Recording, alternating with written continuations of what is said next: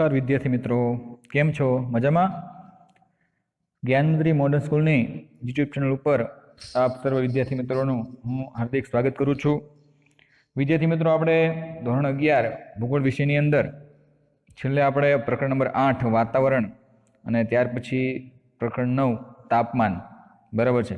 તો તાપમાન જે પ્રકરણ જે છે આપણે બે લેક્ચરની અંદર પૂર્ણ કર્યું હતું, જેની અંદર આપણે વાત કરી સૂર્યાઘાત, એ ઉપરાંત સૂર્યાઘાત અને તેના વિતરણ પર અસર કરતા પરિબળો, તાપમાન અને તેના પર અસર કરતા પરિબળો, બરાબર છે. તો આ ટોપિકોની વાત જે છે આપણે પ્રકરણ નંબર 9 જે છે તાપમાન એની અંદર કરી ચૂક્યા છીએ, બરાબર છે. તો વિદ્યાર્થી મિત્રો, સૌથી પહેલાં તો બધાને 2021 જે છે, બરાબર છે, ખૂબ સુંદર રીતે સારી રીતે તમારું આરોગ્ય છે જળવાઈ રહે તે બધાને શુભકામનાઓ, બરાબર છે. અને પાછું બધા આપણે રેગ્યુલરી આ વર્ષની અંદર જે શરૂ થઈ જાય સ્કૂલ, બરાબર છે, તમે બધા છે એ અભ્યાસ સાથે છે જોડાઈ રહો એવી નવા વર્ષની તમને સૌથી પહેલાં તો શુભકામનાઓ પાઠવું છું, બરાબર છે. તો હવે પ્રકરણ નંબર 10 છે, બરાબર, પવન, એને આપણે વાત કરશું. પ્રકરણ નંબર 10, તો બધા પ્રકરણ નંબર 10 જે છે પવન જે છે એ નો અભ્યાસ છે આપણે કરીશું, બરાબર છે. તો અહીં પ્રકરણ નંબર 10 પવન, બરાબર છે. તો આપણે પવન જે છે એ શબ્દ સાથે જોડાયેલા છીએ, બરાબર. એટલે કંઈ પણ દિવસ દરમિયાન આપણે તમે જોવો છો કે ભાઈ વાતાવરણની અંદર પવન પણ એક મહત્વની ભૂમિકાથી ભજવે છે. કેટલાક શબ્દ છે આપણે પવન સાથે વાપરતા હોઈએ છીએ, પણ અહીં આપણે પવન કોને કહેવાય, પવનની વ્યાખ્યા શું છે એ આપણે જોઈશું. એ ઉપરાંત કયા પ્રકારના જે પવનો જે છે, બરાબર છે, એ પવન વિશે આપણે વાત કરવાની છે, પવનના પ્રકારો જોવાના છે, અને પવન જે છે આમાંના કારણે કઈ ક્રિયાઓ થાય છે, બરાબર છે, એની વાત છે આપણે કરશું. તો સૌ પ્રથમ આપણે પ્રકરણ 10 જે છે પવન, બરાબર, તો એની અંદરથી કયા કયા ટોપિક જે છે એ અભ્યાસક્રમની અંદર પૂછાવાના છે અને કયા કયા ટોપિક અભ્યાસક્રમમાંથી બાદ કરેલ છે, તો એ તમને ખાસ મેં તમને કીધું એમ કે તમે નોટબુકની અંદર એવું લાગે તો લખી નાખો અથવા તો તમારા પાઠ્યપુસ્તકની અંદર તમે ટીક કરી નાખજો, બરાબર. તો સૌપ્રથમ તમને કહી દઉં કે ભાઈ કયા કયા ટોપિક જે છે એ પૂછશું અને કયા કયા પૂછાવાના નથી, તો એને આપણે વાત કરશું, બરાબર. તો જે અભ્યાસક્રમમાંથી પૂછાવાના છે, જે આપણે વાત કરશું અહીં લેક્ચરની અંદર, તો જે અભ્યાસક્રમમાંથી પૂછવાના છે, અભ્યાસક્રમમાં રાખેલ છે એ ટોપિક તમને પહેલાં કહી દઉં. જેની પહેલું છે વાતાવરણનું દબાણ અને દબાણનું માપન અને દબાણ પર અસર કરતા પરિબળો, બરાબર છે. પહેલો ટોપિક કયો છે? વાતાવરણનું દબાણ અને દબાણનું માપન અને દબાણ પર અસર કરતા પરિબળો. ત્યાર પછી બીજો ટોપિક છે દબાણ પટ્ટા, એટલે 7 પટ્ટાઓ વિશે વાત કરશું. દબાણના જે પટ્ટાઓ જે અલગ અલગ પ્રકારના હોય છે, બરાબર છે. તો આ અલગ અલગ પ્રકારો જે 7 પડે છે એની વાત કરવાની છે. ત્યાર પછી પવનો અને તેના પ્રકારો, બરાબર છે. કેનું કીધું છે? પવનો અને ત્યાર પછી એના પ્રકારો જે છે, બરાબર, એની વાત કરશું. ત્યાર પછી ટોપિક છે અનિયમિત પવનો, ચક્રવાત અને પ્રતિચક્રવાત. તો અહીં અનિયમિત પવનો, ચક્રવાત અને પ્રતિચક્રવાત, અને આ પણ ટોપિક અહીં આપણે અભ્યાસમાં પૂછાવાના છે, જેની આપણે વાત કરવાના છે. હવે કયા ટોપિક જે અભ્યાસક્રમમાં વાત કરીએ તમને ખ્યાલ આવી ગયો છે, તો પણ એક વાત તમને કહી દઉં કે ભાઈ લૂ અને નોર્વસ્ટર, બીજું મિસ્ટર અને બોરો, સિરકો અને હર્મેટન, વાયુ સમુચ્ચયનો અને તેના લક્ષણો, વાતાગ્રહ, બરાબર છે. તો આ ટોપિક જો છે અભ્યાસક્રમમાંથી વાત કરેલ છે. તો અહીં પ્રકરણ નંબર 10, બરાબર છે, જેની અંદર પવન, એમાં પહેલો ટોપિક અહીં અભ્યાસ કરશું આપણે વાતાવરણનું દબાણ, બરાબર, કે વાતાવરણ જે છે એની અંદર દબાણ શેના કારણે આવે છે, તો વાતાવરણ દબાણ કોને કહેશું, એ ઉપર વાતાવરણ કોને કહેશું. જે આપણને ખ્યાલ છે કે ભાઈ પૃથ્વી ઉપર જે હવામાં રહેલું છે આવરણ જે છે જેને આપણે શું કહીએ છીએ? વાતાવરણ કહેવામાં આવે છે. તો આ વાતાવરણને દબાણ જે છે એ શેના કારણે આવતું હોય છે, તો એના માટે પવન પણ મહત્વની ભૂમિકા ભજવે છે, બરાબર. તો આ પવન જે છે એની આપણે વાત કરશું. તો સૌથી પ્રથમ સ્ટાર્ટ કરીએ આપણે વાતાવરણનું દબાણથી. જુઓ પાઠ્યપુસ્તકની અંદર તમારા, તો પૃથ્વી સપાટીથી સેંકડો કિમી સુધીની ઊંચાઈએ, બરાબર, શું કીધું છે કે પૃથ્વી સપાટીથી સેંકડો કિમી સુધી ઊંચાઈ વિસ્તરેલા વાયુના આવરણને વાતાવરણ કહેવામાં આવે છે. તો એ સરસ મજાની જે વ્યાખ્યા તમે જોઈ શકો છો કે ભાઈ પૃથ્વી સપાટી પર સેંકડો કિમી સુધી ઊંચાઈ વિસ્તરેલા વાયુઓના આવરણને આપણે શું કહીએ છીએ? વાતાવરણ કહેવામાં આવે છે. તો આ વાતાવરણ જે છે એ પૃથ્વી સપાટી ઉપર આપણને જોવા મળે છે. વાતાવરણમાં રહેલી હવા એક ભૌતિક પદાર્થ છે. શું છે? એક પ્રકારની ભૌતિક પદાર્થ તથા તેને પણ પોતાનું વજન છે. વાતાવરણનું સ્તર તેના વજન પ્રમાણે પૃથ્વી સપાટી પર દબાણ થઈ કરે છે. વાતાવરણનું દબાણ કઈ રીતે હોય? તો હવાનું દબાણ છે એ કહેવામાં આવે છે, જેને વાતાવરણ કહે છે. આ વાતાવરણના દબાણ પાછળ પૃથ્વીનું ગુરુત્વાકર્ષણ બળ પણ જવાબદાર હોય છે, જેના કારણે પણ વાતાવરણ દબાણ થાય. બરાબર. વિષુવવૃત્ત કરતા ધ્રુવ પર ગુરુત્વાકર્ષણ બળ વધુ હોવાથી ધ્રુવ પર વસ્તુનું વજન પ્રમાણમાં વધે છે. બરાબર. તો અહીંયા આપણને કીધું છે કે ભાઈ વિષુવવૃત્ત કરતા ધ્રુવ પર ગુરુત્વાકર્ષણ બળ જે છે એ વધુ પ્રમાણમાં જોવા મળે. બરાબર છે. બરાબર છે. તો અહીં વિષુવવૃત્ત કરતા ધ્રુવ પર ગુરુત્વાકર્ષણ બળ જે છે એ વધુ હોવાથી ધ્રુવ પર વસ્તુનું વજન છે એ પ્રમાણમાં વધી જાય. તો કોઈ વિષુવવૃત્ત કરતા ધ્રુવ ગુરુત્વાકર્ષણ બળ વધુ હોવાથી ધ્રુવ પર વસ્તુઓનું વજન છે એ પ્રમાણમાં વધી જાય છે. તો વારંવાર હું બીજી વાર પર તમને હજી આ કીધું છે. બરાબર છે કે ભાઈ વિષુવવૃત્ત કરતા ધ્રુવ પર ગુરુત્વાકર્ષણ બળ વધુ હોવાથી ધ્રુવ પર વસ્તુનું વજન પ્રમાણમાં શું કરે છે? વધે છે. બરાબર. ત્યાર પછી જુઓ કે પૃથ્વી સપાટી પર વિવિધ પ્રદેશોના હવામાન અને આબોહવા નિર્માણ કરનારા તત્વોમાં વાતાવરણનું દબાણ મહત્વનું છે. બરાબર. માનવ જીવન પર તેના પ્રત્યક્ષ અસર જોવા મળતી નથી, પરંતુ વાતાવરણના દબાણમાં થોડું પરિવર્તન પણ પવનની ગતિ અને દિશા પર પ્રભાવ પાડે છે. તો વિદ્યાર્થી મિત્રો, અહીં આપણને વાત કરી કે પૃથ્વી સપાટી પર વિવિધ પ્રદેશોના હવામાન અને આબોહવા નિર્માણ કરનારા તત્વોમાં વાતાવરણનું દબાણ મહત્વનું છે. શું છે? મહત્વનું. બરાબર. તો અહીં માનવ જીવન પર પ્રત્યક્ષ અસર જોવા મળતી નથી. બરાબર. પરંતુ વાતાવરણમાં દબાણમાં થોડું પરિવર્તન પણ પવનની ગતિમાં અને દિશામાં પ્રભાવ પાડે છે, એવું કહી શકીએ, જે પ્રત્યક્ષ રીતે તાપમાન અને ભેજના વિતરણ પર અસર કરે છે. આમ વાતાવરણનું દબાણ પરોક્ષ રીતે સજીવના જીવનની પરિસ્થિતિ પર અંકુશ ધરાવે છે. બરાબર. ચક્રવાત તેમજ વાતાવરણ સાથે સંકળાયેલી અન્ય ઘટનાઓ સમજવા માટે વાતાવરણનું દબાણ છે ખૂબ જ જરૂરી છે. તો અહીં ચક્રવાત અને વાતાવરણ, બરાબર છે, એની સામે અમુક જે ઘટનાઓ જે છે એ સમજવા માટે થઈને આપણે વાતાવરણનું દબાણ જે છે એનો ખ્યાલ આપણને હોવો ખૂબ જ મહત્વનું છે.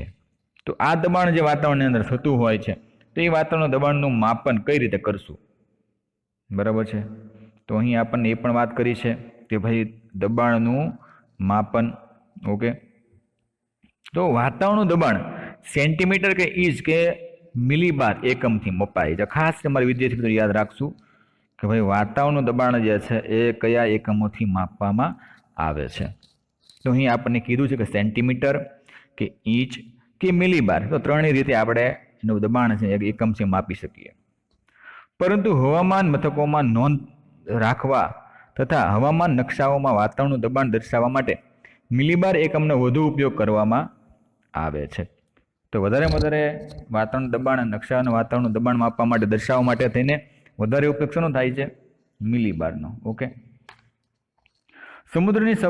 સમુદ્રની સરેરાશ સપાટીએ વાતાવરણનું દબાણ 76 સેમી કે આશરે 30 ઇંચ કે 1013 મિલીબાર હોય છે. તો ઇંચ, સેમી અને ઇંચ ત્રણેય રીતે અહીં આપણને આપેલું છે વાતાવરણનું દબાણ. એટલે કે 1 સેમી બરાબર 13.32 મિલીબાર અને 1 મિલીબાર બરાબર 2,95,299 ઇંચ થાય ટૂંકમાં 1 મિલીબાર. એટલે જો અહીંયા આપણને 1 મિલીબાર પૂછ્યું હોય તો આપણને એ અંદાજે તમારે ખ્યાલ હોવો જોઈએ. અથવા 1 સેમી બરાબર કેટલા મિલીબાર થાય? તો 13.32 મિલીબાર. તો આ વાતાવરણનું દબાણ માપવા માટેનું એક માપન છે. બરાબર, જેનો આપણે અહીં આંકડો આપેલો છે. તો વાતાવરણનું દબાણ વાયુદાબ માપક એટલે કે બેરોમીટર, નિષ્પ્રવાહી વાયુદાબ માપન, એનોરાઇડ બેરોમીટર અને વાયુદાબ આલેખન એટલે કે બેરોગ્રાફ જેવા સાધનોથી માપી શકાય છે. તો વાતાવરણ દબાણ માપવા માટે પણ તમે જો અલગ અલગ અહીં જે પણ સાધનો પણ અહીં આપણને આપેલા છે, જેથી કરીને આપણે વાતાવરણનું દબાણ જે છે એ માપી શકતા હોઈએ છીએ. પારાવાળા પોર્સિનના વાયુદત્ત માપનના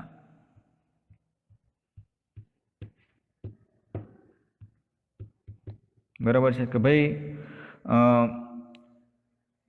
પારાવાળા ફાટીના વાયુ માપનની વાતાવરણનું દબાણ વધુ ચોકસાઈથી માપી શકાય છે, એવું પણ અહીં આપણે કહી શકીએ. બરાબર.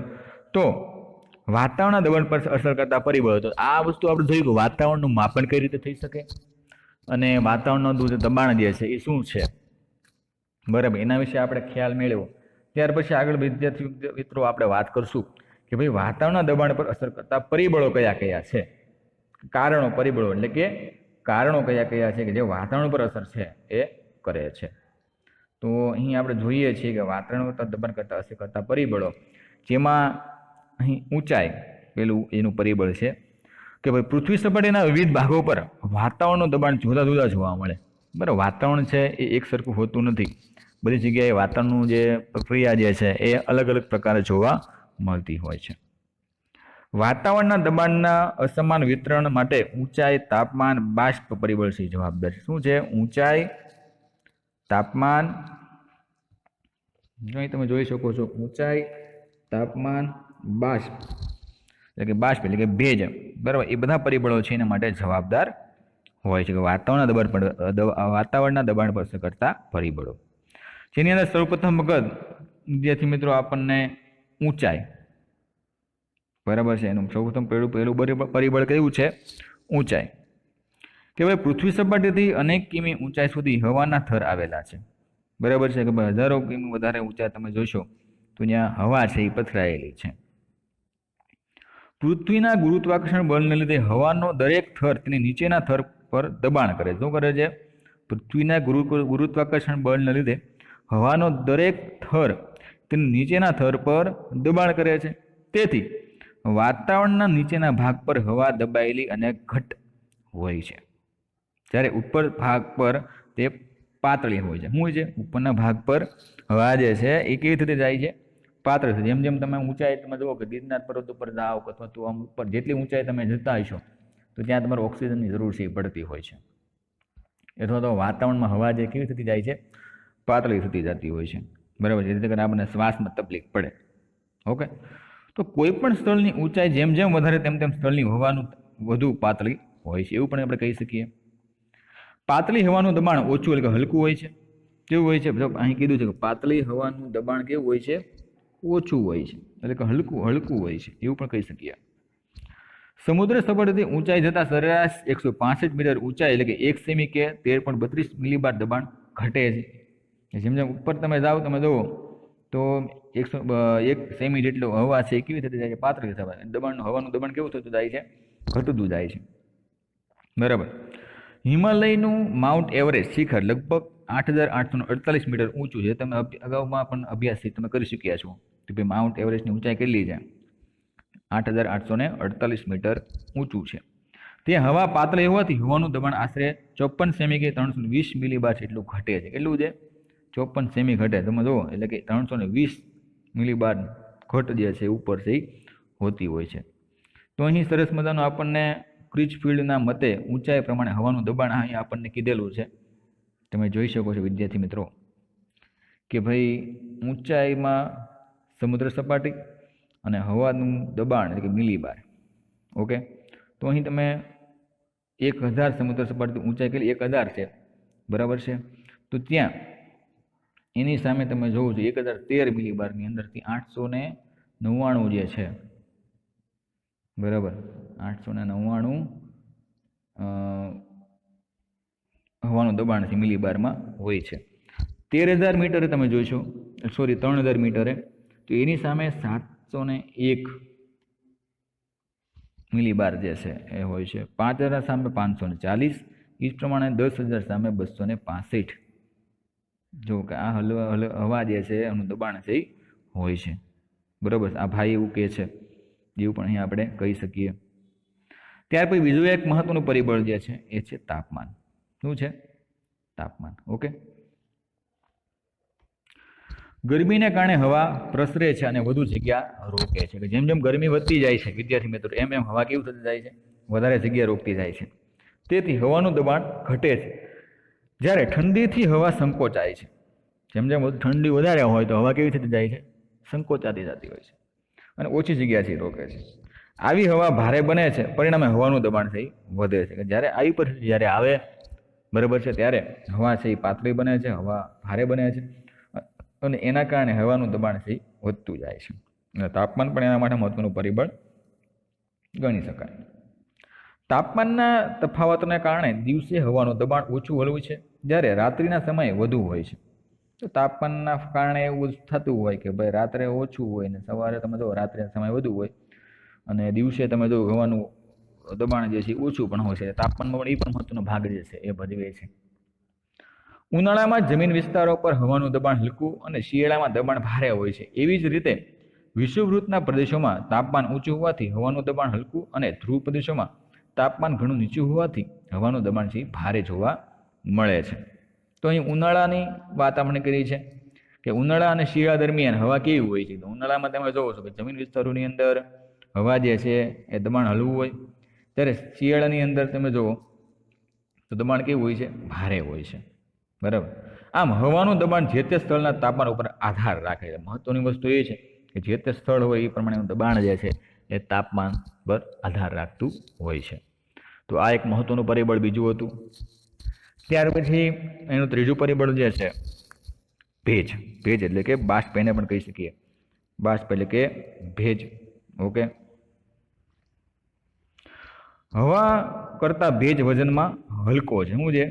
વજનની અંદર એ હલકો છે. તેથી જો હવામાં ભેજનું પ્રમાણ વધે તો હવાનું દબાણ છે એ ઘટે છે. બરાબર છે. હવામાં ભેજનું પ્રમાણ જેમ વધતું જાય છે એમ હવાનું દબાણ કેવું થતું જાય છે?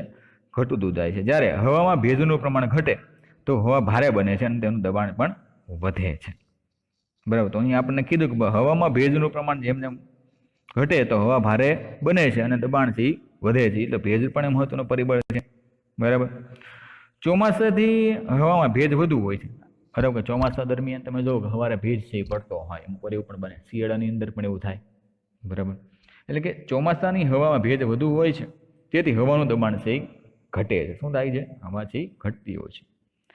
મહાસાગરો પરની હવામાં ભેજ વધુ હોય છે, પરિણામે જમીન પ્રદેશો કરતાં અહીં હવાનું દબાણ છે હલકું રહે છે. બરાબર. વિષુવવૃત્તના વિસ્તારો પર હવા ખૂબ જ ભેજવાળી હોવાથી અહીં દબાણનું હલકું દબાણ રચાય છે. કે હવાનું કેવું દબાણ હોય છે? ત્યાં હળવું દબાણ જે છે એ ત્યાં આગળ જોવા છે એ મળતું હોય. તો અહીં આપણે વિદ્યાર્થી મિત્રો જે પવન જે છે, બરાબર, કે પવન પર જે દબાણ જે થતું હોય, દબાણનું માપન જે છે, બરાબર છે, દબાણ પર જે અસર કરતા પરિબળો, જેની અંદર આપણે 3 પરિબળો છે એની વાત જે છે એ અહીં આપણે કરી. બરાબર છે કે ભાઈ ઊંચાઈ, ત્યાર પછી તાપમાન અને ભેજ. બરાબર. ત્યાર પછી આપણે વાત કરશું દબાણ પટ્ટા કરવાની છે. દબાણ પટ્ટાની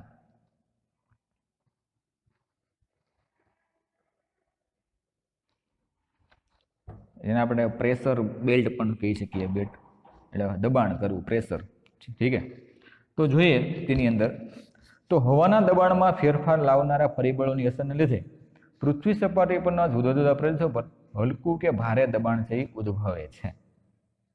બરાબર. તો અહીં આપણને કીધું છે કે ભાઈ હવાના દબાણમાં ફેરફાર લાવનારા પરિબળોની અસરને લીધે પૃથ્વી સપાટી પરના જુદા જુદા પ્રદેશો પર હલકું છે અને ભારે દબાણ છે ઉદ્ભવતું હોય. હળવું અને ભારે, લઘુ અને ગુરુ. બરાબર. તો હવાના આવા દબાણો પૃથ્વી સપાટીના જો કોઈ ચોક્કસ પ્રદેશ કે વિસ્તારમાં પૂરતા જ મર્યાદિત હોય તો તે દબાણ કેન્દ્ર તરીકે ઓળખવામાં આવે છે. ખાસ યાદ રાખશું. બરાબર છે. તમે જોઈ શકો છો અહીં મેં અંડરલાઈન પણ કરેલી છે કે ભાઈ હવાના આવા દબાણો પૃથ્વી સપાટીના જો કોઈ ચોક્કસ પ્રદેશ કે વિસ્તાર પૂરતા મર્યાદિત હોય તો તે દબાણ કેન્દ્ર તરીકે ઓળખીએ છીએ. પ્રેશર કોલ્સ સેલ્સ કહી શકીએ. ઓકે. પૃથ્વી સપાટી પર નિર્માણ થતા હવાના હલકા અને ભારે દબાણો તેની શરૂઆતના તબક્કાઓમાં દબાણ કેન્દ્ર રૂપે હોય. કેવું હોય છે? દબાણ કેન્દ્રના રૂપમાં. પછી અનુકૂળ પરિસ્થિતિ મળતા તેઓ પૂર્વ પશ્ચિમ વિસ્તારે છે અને હવાના દબાણના પટ્ટા છે એ બને છે. બરાબર. તેના કારણે તમે જો હવાના દબાણ પર દબાણના પટ્ટાઓ છે એનું નિર્માણ થતું હોય. આમ દબાણના પટ્ટા લગભગ એક જ અક્ષાંશીય સીમામાં ગોઠવાયેલા અને એક સરખું દબાણથી ધરાવતા કેન્દ્રો જ છે. એવું પણ કહેવાય કે દબાણના પટ્ટાઓ લગભગ શું કીધું છે, અક્ષાંશીય સીમાઓમાં ગોઠવાયેલા અને એક સરખું દબાણ છે એ ધરાવે છે અને એનું કેન્દ્ર પણ એ જ છે. બરાબર. જે અક્ષાંશ વૃત્તીય પૂર્વ પશ્ચિમ પટ્ટામાં ભારે દબાણના પ્રદેશો વધુ આવેલા છે તેને ભારે દબાણના પટ્ટા કે ગુરુદાબ પટ્ટા પણ કહેવામાં આવે છે. બરાબર. જે અક્ષાંશ વૃત્તીય પૂર્વ પશ્ચિમ પટ્ટામાં ભારે દબાણના પ્રદેશો વધુ આવેલા છે તેને ભારે દબાણના પટ્ટા કે ગુરુદાબ પટ્ટા પણ કહેવામાં આવે છે અને જે પૂર્વ પશ્ચિમ પટ્ટામાં હલકા દબાણના પ્રદેશો વધુ આવેલા છે તેને હલકા દબાણના પટ્ટા અથવા તો લઘુદાબ પટ્ટા પણ કહેવામાં આવે છે. બરાબર. તો હલકા અને ભારે તમે જોઈ શકો છો, લઘુ અને ગુરુ પટ્ટાઓ અહીં આપણને જોવા મળે છે.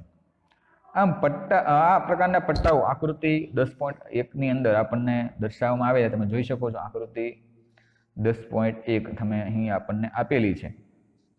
બરાબર છે. તો દબાણના પટ્ટા અને કાયમી પવનો, પવનો કઈ દિશે જાય છે, કઈ રીતે દબાણ કરે છે તમે આકૃતિમાં જોઈ શકો છો. ધ્રુવીય પવનો છે, ઉત્તર ધ્રુવીય પવનો છે. બરાબર છે. 90° ઉત્તર અક્ષાંશથી તમે જુઓ તો ઉત્તર ધ્રુવીય ગુરુદાબ પટ્ટા છે. ત્યાર પછી પશ્ચિમી પવનો અહીં તમે જુઓ કઈ રીતે વાય છે. ઉત્તર અયનવૃત્તીય ગુરુદાબ પટ્ટાઓ જે છે, વ્યાપારી પવનો તમે જોઈશો કે વિષુવવૃત્ત બંને તરફથી આવે છે. એ જ પ્રમાણે પશ્ચિમ પવનો અને દક્ષિણ ધ્રુવીય ગુરુદાબ પટ્ટાઓ, જે મકરવૃત્ત, કર્કવૃત્ત આપણે અગાઉ પણ આનો અભ્યાસ છે એ કરેલો છે. તો આ રીતે પવન જે છે, બરાબર છે, કે જે દબાણના પટ્ટાથી કાયમી પવનો છે વાતા હોય છે. ત્યાર પછી અહીં આપણને પૃથ્વી સપાટી પર દબાણના કુલ 7 પટ્ટા છે. કેટલા છે? 7 પટ્ટાઓ વિશે વાત કરેલી છે કે દબાણના મુખ્ય 7 પટ્ટાઓ જોવા મળે છે.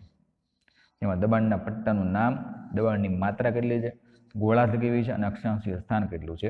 જેને પેલું તમે જોશો તો ઉત્તર ધ્રુવ ગુરુદાબ પટ્ટા કે જે દબાણની માત્રા ભારે ગોળાર્ધ છે, ઉત્તર ગોળાર્ધ છે. 80° ઉત્તર અક્ષાંશથી 90° ઉત્તર અક્ષાંશ છે એનું વિસ્તાર છે, સ્થાન છે આવેલું છે. એ જ પ્રમાણે બીજું તમે જોવો છો કે ભાઈ ઉત્તર ધ્રુવીય લઘુદાબ પટ્ટા કે જે તમે આકૃતિમાં તમે જોતા રહેશો તેમ તમને ખ્યાલ આવતો રહેશે. જેનું દબાણનું માત્રા કેવી છે? હલકી હોય છે. કેવી હોય છે? હલકી. ગોળાર્ધ ઉત્તર ગોળાર્ધ હોય છે અને 60° ઉત્તર અક્ષાંશથી 70° ઉત્તર અક્ષાંશ આવેલું સ્થાન હોય છે. ત્રીજું છે એ ઉત્તર અયનવૃત્તીય ગુરુદાબ પટ્ટા. બરાબર છે. દબાણની માત્રા કેવી છે? એની ભારે છે. ગોળાર્ધ ઉત્તર ગોળાર્ધ 20° ઉત્તર અક્ષાંશથી 30° ઉત્તર અક્ષાંશ છે એ આવેલું છે. ત્યાર પછી વિષુવવૃત્તીય લઘુદાબ પટ્ટા, એનું ભારે દબાણનું માત્રા કેવી છે? હલકી. બરાબર. એ 5° ઉત્તર અક્ષાંશથી 5° દક્ષિણ અક્ષાંશ આવેલું છે. ત્યાર પછી પાંચમું છે દક્ષિણ અયનવૃત્તીય ગુરુદાબ પટ્ટા કે દબાણની માત્રા ભારે ગોળાર્ધ દક્ષિણ અને 20° દક્ષિણ અક્ષાંશથી 30° દક્ષિણ અક્ષાંશ છે આવેલું છે. ત્યાર પછી છઠ્ઠું છે દક્ષિણ ધ્રુવવૃત્તીય લઘુદાબ પટ્ટા. બરાબર છે, કે જે દબાણની માત્રા કેવી છે? હળવી છે. ગોળાર્ધ દક્ષિણ છે. અક્ષાંશીય સ્થાન છે એ 60° દક્ષિણ અક્ષાંશથી 70° દક્ષિણ અક્ષાંશ છે એ આવેલી છે.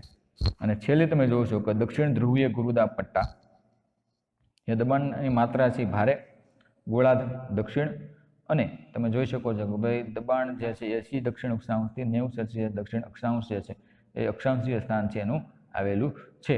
ટૂંકમાં કહી શકાય પૃથ્વી સપાટી પર મુખ્ય દબાણના કેટલા પટ્ટાઓ છે?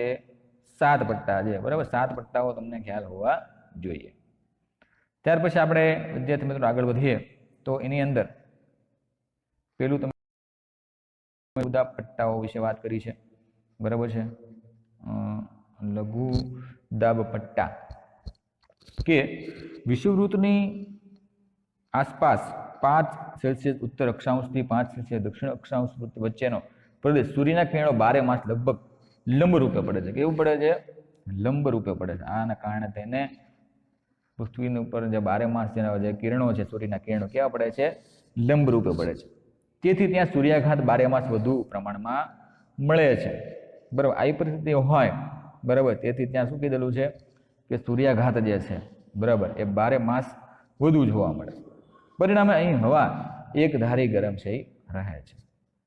ગરમ હવા વિસ્તૃત થઈ હલકી બને છે અને ઊંચે ચડે છે. શું બને છે? વિસ્તૃત થાય, ઊંચે ચડે અને ત્યાર પછી હવાનું દબાણ છે એ ઘટતું હોય છે.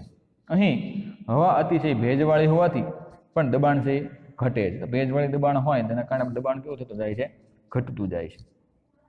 પરિણામે વિષુવવૃત્તની આસપાસના ગરમ અને ભેજવાળા આબોહવાવાળા પૂર્વ પશ્ચિમ પટ્ટામાં હવાનું દબાણ છે એ હળવું ઉત્પન્ન થાય છે. બરાબર છે. આથી આ પટ્ટા વિષુવવૃત્તીય લદાખ પટ્ટા કહેવામાં આવે છે. શું કહેવામાં આવે છે? વિષુવવૃત્તીય લદાખ પટ્ટા કહેવામાં આવે છે. લઘુદાબ પટ્ટા, સોરી. આ પટ્ટા ઋતુના ફેરફાર પ્રમાણે જે તે ગોળાર્ધમાં 10 સેલ્સિયસ અક્ષાંશ સુધી વિસ્તરેલા જોવા મળે છે. આ પટ્ટામાં પવન લગભગ અનુભવાતો નથી. ત્યાં પટ્ટો એવો છે કે ત્યાં પવન જે છે એનો અનુભવ છે આપણને થઈ શકતો નથી. તેથી તે નિર્વાતિક વાયુ પ્રદેશ પણ કહેવામાં આવે છે. બરાબર છે. તો છેલ્લે આપણે વાત કરી વિષુવવૃત્તીય લઘુદાબ પટ્ટાની. ત્યાર પછી આપણે આગળ વાત કરવાની છે અયનવૃત્તીય ગુરુદાબ પટ્ટા અને લઘુ ગુરુદાબ પટ્ટા અને ધ્રુવીય ગુરુદાબ પટ્ટા. બરાબર, જેની વાત છે આપણે આના પછીના લેક્ચરની અંદર કરશું. બરાબર, અહીંયા સુધી આપણે અત્યારે રાખીએ. મિત્રો, હોમવર્કની અંદર તમારે વાતાવરણનું જે દબાણ જે છે, બરાબર છે, ટોપિક, પહેલો ટોપિક અહીં આપણને આપેલો છે વાતાવરણનું દબાણ. બરાબર, કે જે તમારે હોમવર્કની અંદર આપણે વાતાવરણ દબાણ જે છે એ હોમવર્કની અંદર લખવાનું છે. તો બીજા વિડીયોની અંદર આપણે પાછા દબાણ પટ્ટાઓ જે 7 જે છે, બરાબર, એની થોડી ઘણી વાત કરશું. ત્યાર પછી પવનો અને તેના પ્રકારો વિશે જોઈશું અને ચક્રવાત છે, અનિયમિત પવનો છે, પ્રતિક ચક્રવાત છે, આ બધા વિશે વાત છે આપણે કરવાની છે. બરાબર, તો વિદ્યાર્થી મિત્રો, નેક્સ્ટ વિડીયોની અંદર પાછા આપણે બધા ભેગા થઈશું. ત્યાં સુધી stay home, stay safe. Okay, bye student.